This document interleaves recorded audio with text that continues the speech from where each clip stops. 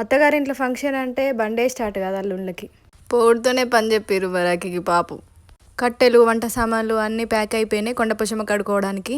పోయింది అవ్వగారింటి తరపున కాబట్టి మనకేం పని ఉండదు, అన్ని వాళ్ళే చేసుకుంటారు. వంటలన్నీ ఇంటికన్నా అయినాయి, ఒక కూర మాత్రం రెడీ అవుతుంది. మా గ్యాంగ్ బండి పోతుంది.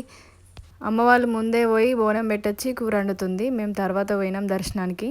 మా పవ్వికి అయితే పాపం ఏడికైనా తప్పది, నీళ్ళుదే అద్దే ఇదే అటు ఇటు పంపుతూనే ఉన్నారు. కూర పొయ్యి మీద పడ్డాక ఉడికేలోపు దర్శనానికి వేస్తామని మీదికి పోయినాం. కొండపోషమ్మ అంటే మాకు గుర్తొచ్చేది జారుడు బండలే. అసలు వంటల కాడ ఉండేటోళ్ళమే కాదు, మొత్తం పోయి ఆ బండలగానే తిరుగుదాము. చిన్నప్పుడు పొద్దున్న దాకా ఆ బండ మీదనే చద్దాము, వేసుకొచ్చుకున్న డ్రెస్సులు మొత్తం జినుగు కాళ్ళ కాడ.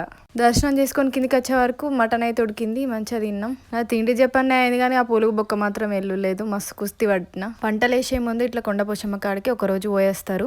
ఇంకా మేము ఏమేమి చేసినాం అనేది అయితే ఫుల్ వ్లాగ్ నా ఛానల్లో అప్లోడ్ చేసిన. ఇంకెవరైనా చూడని వాళ్ళు ఉంటే వెళ్ళి చూడండి. నచ్చితే ఒక లైక్ చేయండి and subscribe to my channel.